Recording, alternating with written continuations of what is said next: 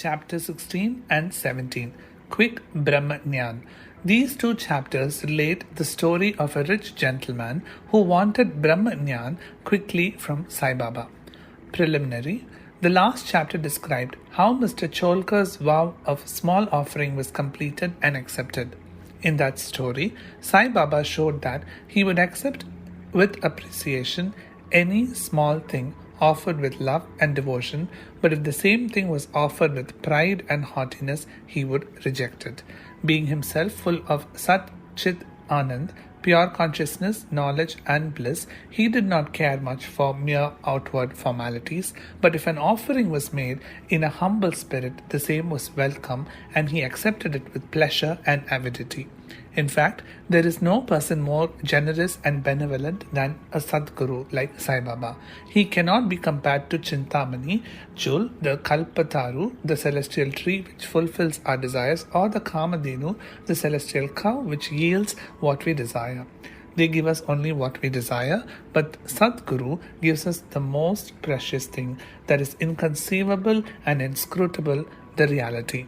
Now, let us hear how Sai Baba disposed of a rich man who came to him and implored him to give him Brahma Jnana. There was a rich gentleman, unfortunately his name and whereabouts are not mentioned, who was very prosperous in his life. He had amassed a large quantity of wealth, houses and lands, and had many servants and dependents.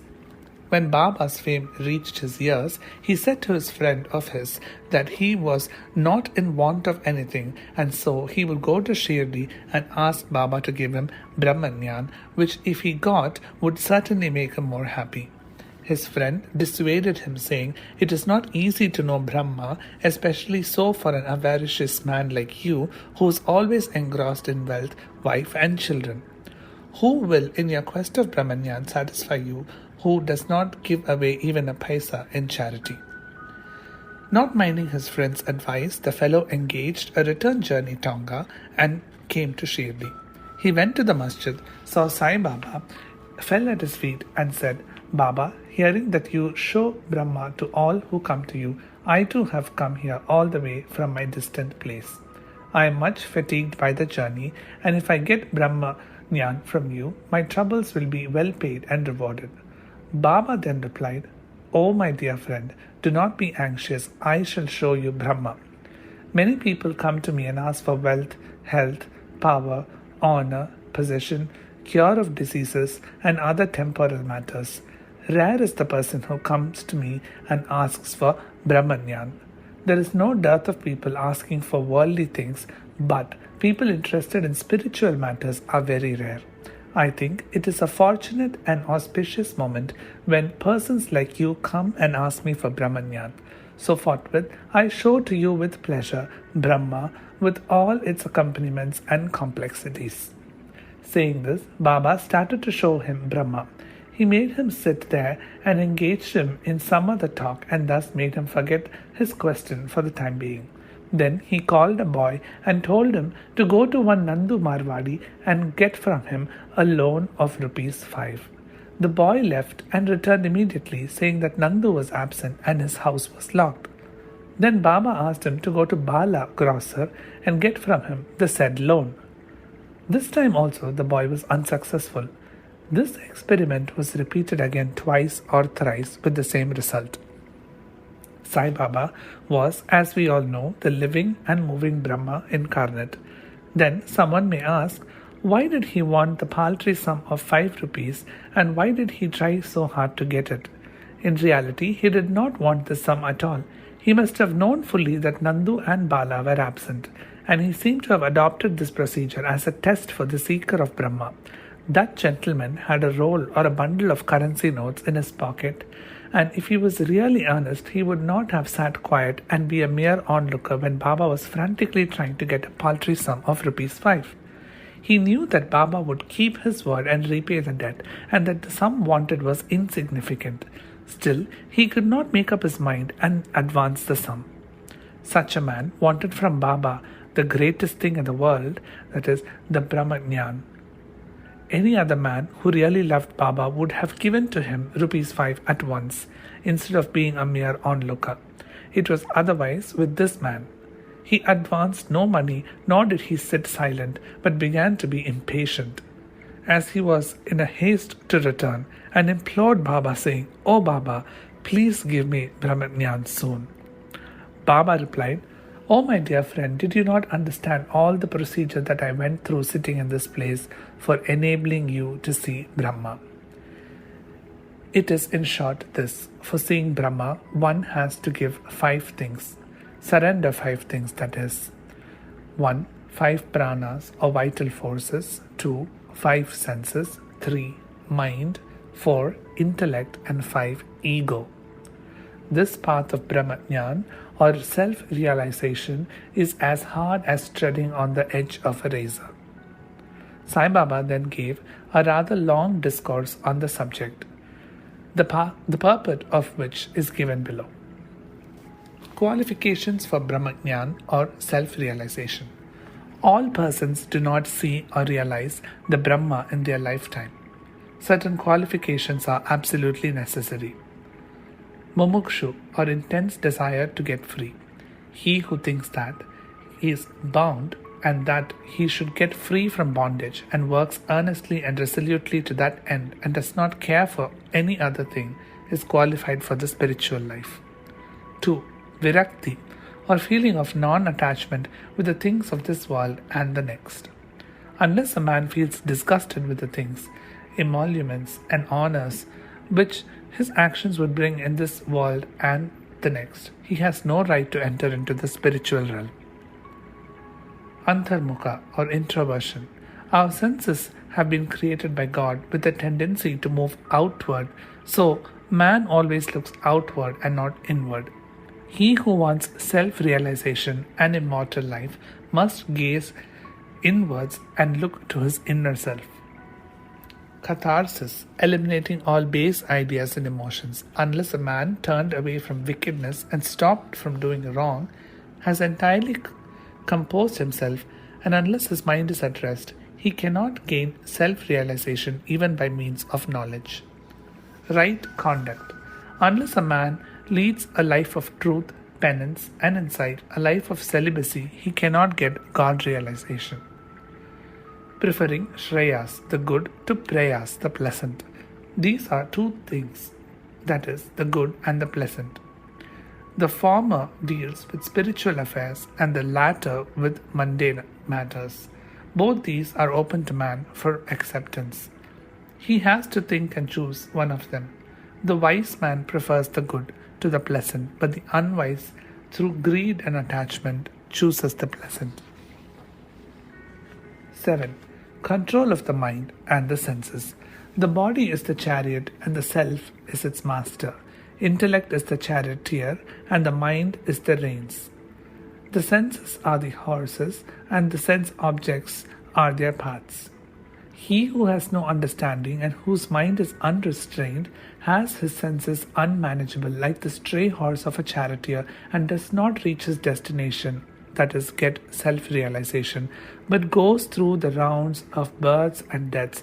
But he who has the understanding and whose mind is restrained has his senses under control, like the good obedient horse of a charioteer reaches the destination, that is, the state of self-realization, whence he is not born again. The man who has understanding as his charioteer or guide and is able to rein his mind reaches the end of the journey, which is the supreme abode of the all-pervading Vishnu. 8. Purification of the mind. Unless a man discharges satisfactorily and disinterestedly the duties of his station in life, his mind will not be purified, and unless his mind is purified, he cannot get self-realization. It is only in the purified mind that vivek or disattachment to the unreal crop up and lead on to the self-realization.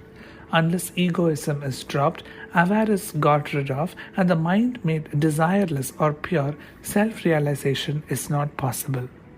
The idea that I am the body is a great delusion, and the attachment to this idea is the cause of bondage. Leave off the idea and attachment, therefore, if we want to reach the goal of self-realization. 9. The necessity of a guru. The knowledge of the self is so subtle and mystic that no one can, by his own individual effort, ever hope to attain it. So, the help of another person, teacher, who has himself got self-realization is absolutely necessary. What others cannot give with great effort and pains can be easily gained with the help of such a teacher, for he has walked on the path himself and can easily take the disciple step by step on the ladder of spiritual progress. 10. And lastly, the grace of the Lord is the most essential thing. When the Lord is pleased with anybody, he gives him viveka and vairagya and takes him safe beyond the ocean of mundane existence. The self cannot be gained by the study of Vedas, nor by intellect, nor by learning. He whom the self chooses gains it. To him the self reveals its nature, says the Katha Upanishad. After the dissertation was over, Baba turned to the gentleman and said, "Well, sir, there is in your pocket the Brahma in form of 50 times of 5, that is 250 rupees. Please take that out." The gentleman took that out of his pocket, the bundle of currency notes, and to his great surprise found on counting them that there were 25 notes of 10 rupees each.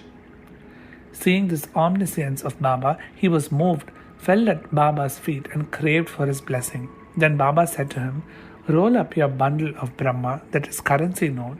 Unless you completely get rid of your avarice or greed, you will not get the real Brahma. How can he whose mind is engrossed in wealth, progeny and prosperity expect to know the Brahma without removing his attachment for them?" The illusion of attachment or the love for money is a deep eddy of pain full of crocodiles in the form of conceit and jealousy. He who is desireless can alone cross this whirlpool. Greed and Brahma are asunder as poles. They are eternally opposed to each other. Where there is greed, there is no room for thought or meditation of the Brahma. Then how can a greedy man get dispassion and salvation?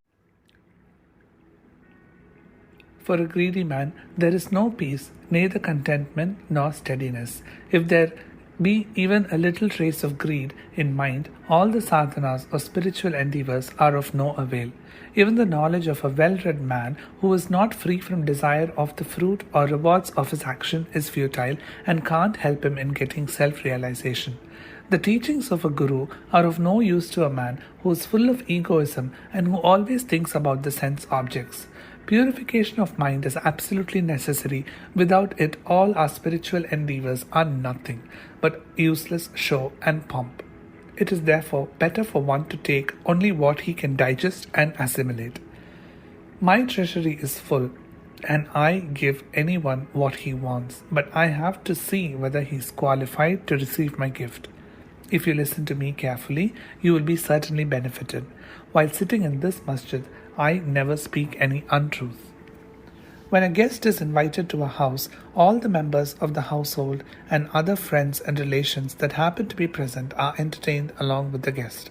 So all those that were present in the masjid at that time could partake of the spiritual feast that was served by Baba for the rich gentleman.